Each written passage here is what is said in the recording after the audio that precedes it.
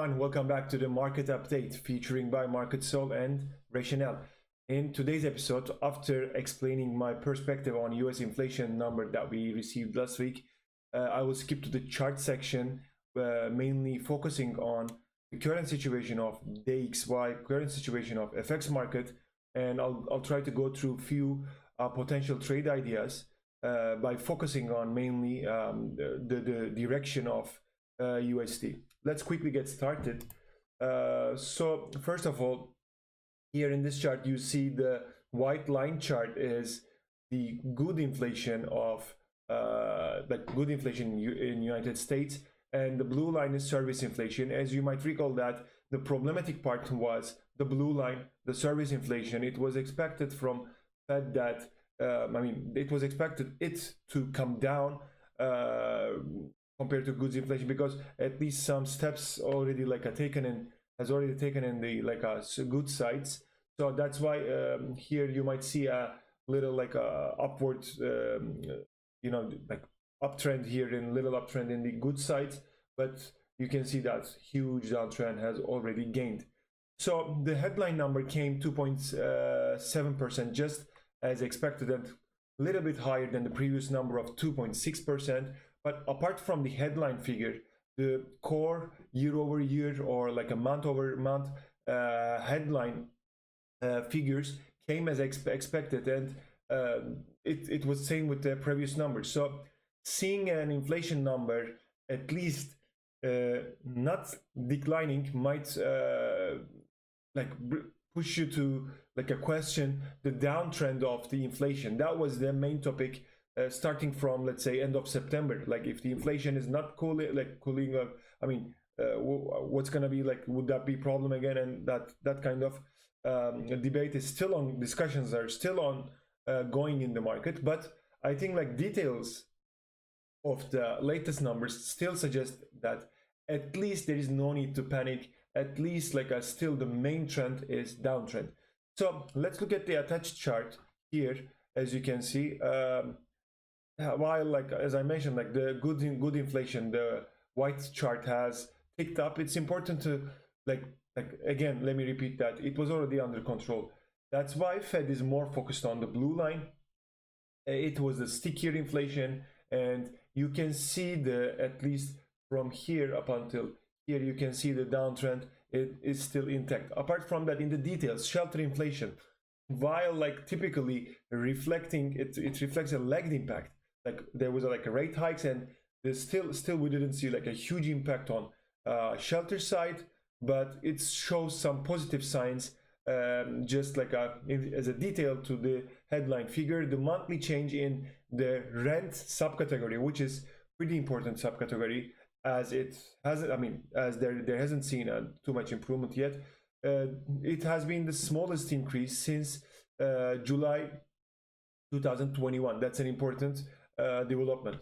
So this month's increase in housing cost was primarily driven by hotel expenses rather than widespread rent hikes. So that's these are all good details on the side of improvement in the inflation. So another indicator, supercore inflation, which has been one of the most important indicator for the Fed, and supercore inflation, let me define it again. Core service inflation minus shelter. Why they're using it? Because they know that shelter, to see some impact on shelter, they need to wait. So in order to see a clear picture, they're excluding shelter to see if the rest of the components of the inflation is improving or not. So it has fallen to 4.25%, which is the lowest level this year. This is really great news, and that suggesting a meaningful progress in the key area of concern. So as a result, while there are some challenges, the challenges remain. Details provide different perspective, indicating that the overall trend may be more constructive than the headline numbers suggest. So what I'm trying to say is generally I see some tweets in Twitter, a FinTwit environment, in X platform. I see a lot of okay, inflation is ticking up, this panic mode sometimes, but rather than just focusing on the headline number, when you come into the details of the inflation number, you see some positive effects, especially some indicators that are pretty important for the Fed. So like the market, I think just after the data started to price 25 basis points rate cut in like December meeting, and like it's like, and the probability just increased to 85 for 95%, and I mean it's kind of like in the pocket right now, and yeah, we'll see. And the other topic that I want to touch today, and I'll just like go through like some US denominated or nominated charts to show you some like where are we in the DXY. So I would like to go through some major FX charts and talk about the direction of dollar index, like what macro site suggests on it, and are like a charts technically in line with what macro suggests site. So I want to give you a perspective of analyzing charts technically while macro sites macro is on like on a site. So when you merge them, you have a game plan. At that point you have a trading plan. That's why it's pretty important. So before getting into charts, here in this slide you see a research made by Crescent Capital on the like history of USD cycles. I mean, I'm not gonna like get into details. You can also like Google and find this like a Crescent Capital DXY analysis, but I just want to highlight what's the most important part for me in this research. So for me, the most important implication that I see through the research is that dollar like USD uptrends often like coincides with periods of US equity performance, particularly in like a growth driven sector, like benefiting from technological innovation. And they had also in the when you check the study, you will see that they are like comparing the DXY chart and S&P 500 to MSCI emerging markets index ratio, which shows the outperformance or underperformance of S&P like US equities to the rest of the world. That's why it's an important, like when you see that, when you check that study, you see that when the DXY goes up, you see that ratio goes up as well. So these like phases, like generally this US like the DXY increasing phases are characterized by high valuations and concentrated capital inflows to US market. In contrast, when like a dollar like a downturns, typically gold is favored, like, and undervalued international stocks and commodities with emerging markets and value focused strategies gaining tractions. Also, for example, in from, as you see in this chart, this between 70 this like sorry this DXY, this downtrend, the first downtrend from 71 to 78, that huge like stagflation period, you see that a lot of like commodities are performing really well and stuff. Then you can, that's just one example. So with that study in my mind, like this is really like a long-term scenario. For example, for the current situation, it suggests USD to come down. So this is like a this is probably like a monthly chart, and it's really like a high, like a, I mean, it's really like a long-term scenario. So recent trends suggest that USD may be entering a more mature phase of its cycle. Accordingly, I'm checking the DXY chart, and like, because so this mentality is in my pocket, but I need to generate a trade idea through this. Like if you check this idea, you would go say, okay, I need to short dollar. But is it like that? Let's try to match this information with the technical side. So here you see the weekly chart of dollar index, and in the weekly chart I see here, I mean, if you're a follower of like if you're following MarketsAll videos, like if you market update videos, if you're already subscribed to MarketsAll YouTube channel, I mean, I talked a lot about this, like a weekly situation weekly symmetrical triangle chart pattern that I see in dollar index. And as you can see, it's a really nice breakout with the after the election, with the expectation of high inflation and like a high fiscal spending is gonna come with Trump, and that will lead USD to go up, and trade wars and stuff. I mean, I talked a lot about this mentality behind this USD uptrend after Trump in previous videos. And after this breakout, we see a pullback, and as you can see, the support level is highly meaningful, and we can say that still the uptrend is intact here, at least for the weekly chart. So okay, this is contradicting. When you see that study that I showed you, it suggests that okay, the DXY might come down, but I think it's a long term. So what I'm trying to say, when you read some like a macro study or something, when you see that, oh, okay, it suggests like a short idea, then I need to, okay, it depends on your time frame. How are you going to trade it? For example, what I see here, current situation, rates are coming down, and technology stocks are pretty like doing good, as I mentioned, when USD outperforming, the US equity is doing well as well. So while we're in that kind of situation, why should I force to find the like top of that DXY and try to short it? No, like I'm putting like if I manage my risk correctly and I be in it with like a long positions, I would be stopped out at some point of that trend, right? But until that time, I would already, I would already be like making some money out of it. So then, if that trend turns down, then I will be stopped out. That's the my mentality, at least. So, for example, in the weekly chart, still like a long idea is more rational to me. Despite the fact that long trends suggest that okay, USD is coming down, it's highly probable, by the way, when you look at the big picture, because US indices, like in 2025, we're at the top. At least we need to see some corrections and stuff, and also like commodities already like underperforming the market a lot.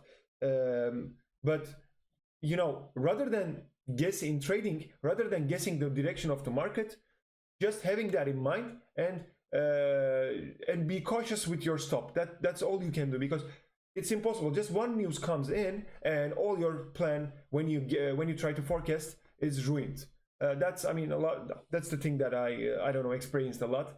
That's why I try to stick mainly on technical side, and still I see like at least for the short term. By the way, when I say short term, I'm trying to say that like in the weekly compared to monthly. At least, as you can see, this chart suggests the 114 levels as a price target. We might see this price action maybe like this up until here. Then maybe we can see that monthly macro idea to get to be intact. You know what I mean? That's I don't know. I'm trying. I hope I'm being clear with this mentality in trading, but I hope it gives you some, I don't know, like a perception on how I trade. Yeah. So based on the inflation and generally, like apart from like this kind of this cycle kind of studies, more like a long-term based scenarios, they generally like do research on, okay, in this cycle there's this kind of correlation with this instrument and this instrument. On FX side, there is also one pretty important, especially is valid more like a short term. When I say short term, more like a daily charts, it's more valid. There is a system, not system, but it's a well-known phenomenon that the carry trade based scenarios, like the rate divergence. And today I would like to give you some, based on inflation and growth outlooks of countries, central banks plan their rate stance, and this causes a rate divergence. That means differences in central bank policies due to their inflation and growth dynamics. That plays pretty critical role in determining FX pair performance. So these analysis will, just as a reminder, the upcoming analysis that I'll be showing right now will only be based on current stance of rates in general. So just to give a perspective on shaping your trade idea. So here, let's first start with USD yen. So this is monthly chart. That's how I'm following USD yen. First of all, technically, still this, after this breakout of huge head and shoulder bottom chart pattern, breakout, pullback, still this uptrend is intact. Nothing has changed yet. And when you come to daily, long-term moving average of this red line, 200-day moving average, as long as it's still above this line, still I would say that at least the uptrend is intact. But when you go much wider, like when you go this monthly chart, still there is, I mean, I can't justify technically to be short on USD against Japanese yen. Let's go to the what are the main drivers of this still the USD's strong performance against Japanese yen. So the US has first of all resilient growth still and stable inflation, which supports more hawkish or let's say neutral Federal Reserve stance. On the other side, Japan faces subdued growth and stable inflation, keeping Bank of Japan dovish and unlikely to tighten significantly. And if they don't tighten, as long as their rate stays low, we expect USD to outperform Japanese yen. So the rate divergence here favors USD strength. That's why USD Japanese yen may continue to rise as Fed remains data dependent, while the Bank of Japan maintains accommodative policies. So the second one is Euro USD. In Euro USD, I'm following this weekly chart here. 1 touch, 2 touch, 3 touch, 4 touch, a little bit high end. We might expect to see some breakdown here, and the potential price target is 0.98 levels. So what are the drivers in this Euro USD size? First of all, Eurozone shows slowing growth and decreasing inflation. Also, while I'm recording this, I think yesterday European PMI numbers came down, while US PMI numbers, at least US PMI numbers came much better than the Europeans, Europe, and we see this. As a result of these numbers, the current US exceptionalism concept is highly discussed lately, and that's the main reason of it. And while on the Eurozone there's a decreasing inflation, suggesting the ECB may be nearing the end of its tightening. They're cutting. We expect them to cut much faster than US. And US continues to benefit from a stronger economy and a steady monetary policy. The pair could still trend lower. That means this macro side is in line with the technical side that I try to show. Just as a reminder, what I'm trying to give is how I generate a trade idea on any kind of instrument. First of all, I try to see that trade idea through through scanning charts to spot some classical chart pattern. After that, I'm turning to the macro side in order to justify and to find the rationale. What's the rationale of this trade idea? That's my mentality. So let's continue with GBP USD. So what are the drivers, first of all, on the recent move of GBP? Yes, here is the chart that you can see. The UK faces increasing inflation, but sluggish growth, which may lead to some stagflation risks and limited rate hikes. That's why, due to the stagflation risk, we expect some limited rate hikes. We expect them to at least not to cut that fast, and that's still one of the reasons that we see at least a strong GBP. This lately, not like this recent move, but this uptrend was that. Sorry. Okay. Yeah. Yeah, and the outlook is, as long as Bank of England weigh on inflation, the rate divergence will keep favoring GBP over the USD. Because what does that mean? As long as the inflation is high, they need to stay. They need to keep rates high. I think, I mean, my personal ideas on that is like GBP USD is the trickiest one amid the uncertainty of Bank of England situation.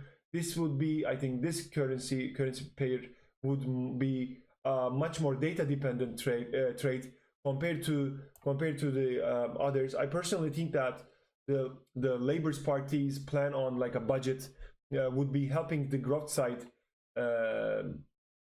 That like so the main focus would be the inflation because they already did like they worked on some extra like payments and stuff.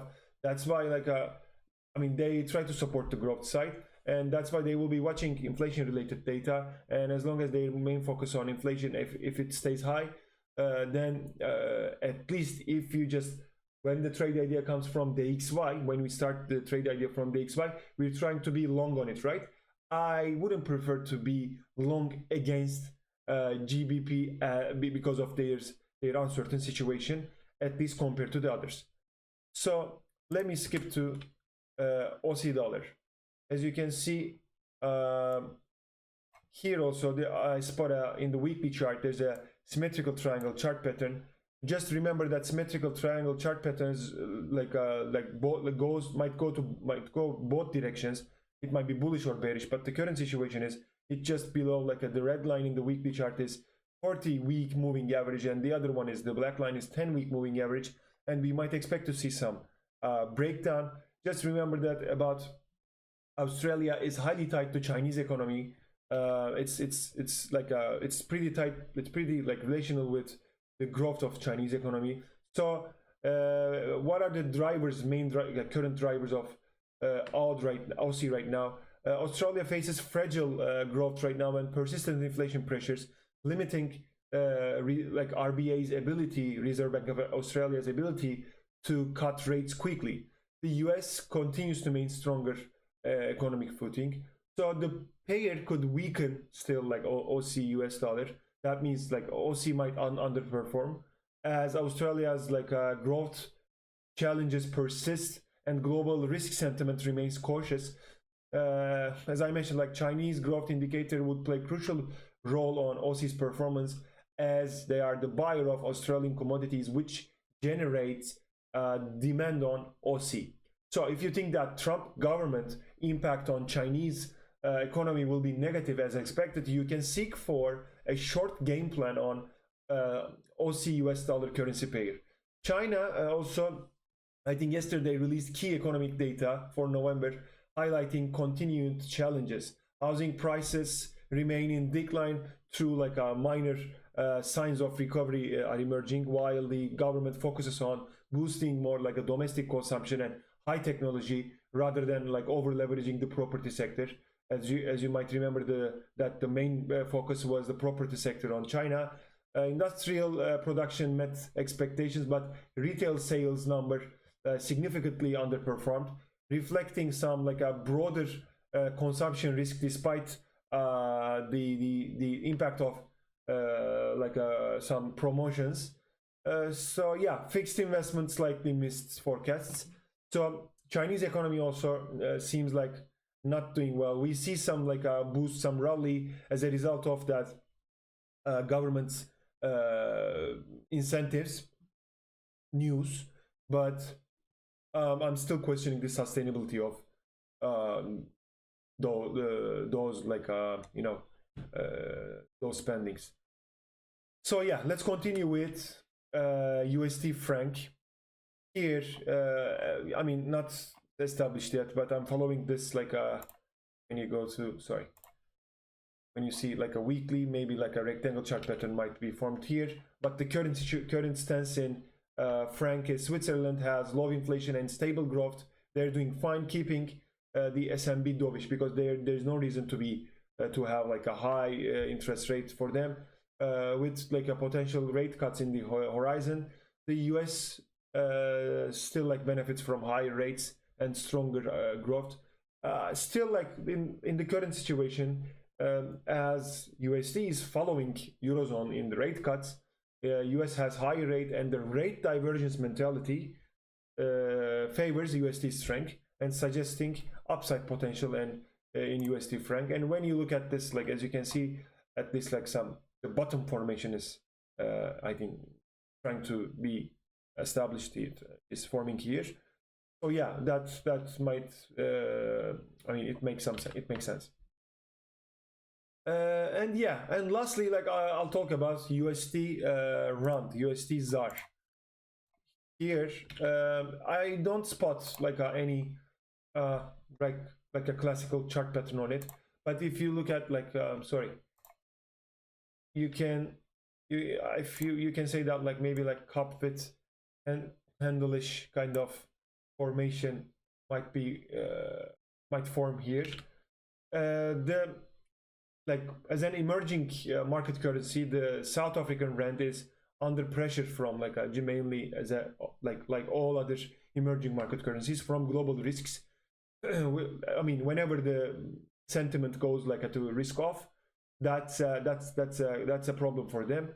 And like I don't know, like with the beginning of I think 20th of January, Trump's getting over the taking over the government. It's not like the risk on that side is just the uncertainty, because his agenda is still uncertain. He has like a lot of stuff, and we all know that, but we don't know the order of it. Which one's gonna be first? Because if trade related sanctions gonna come first, I don't know. That would have different impact. If I don't know, like a crypto this deregulation kind of stuff will come first, we might see some positive impact, you know, because it will boost the economy, and it will lead to more trade, and it might have more like a positive implication. That's why that kind of uncertainty is kind of risky for in general emerging markets. So I think like still like the outlook on USD rand may like still like suggesting a strength in USD as a risk aversion trade, and still like there's like a South Africa's economic growth kind of challenges put some way on ZAR. So those are like some major charts that I wanted to show you to show my like perspective, how I approach to generate any kind of trade idea.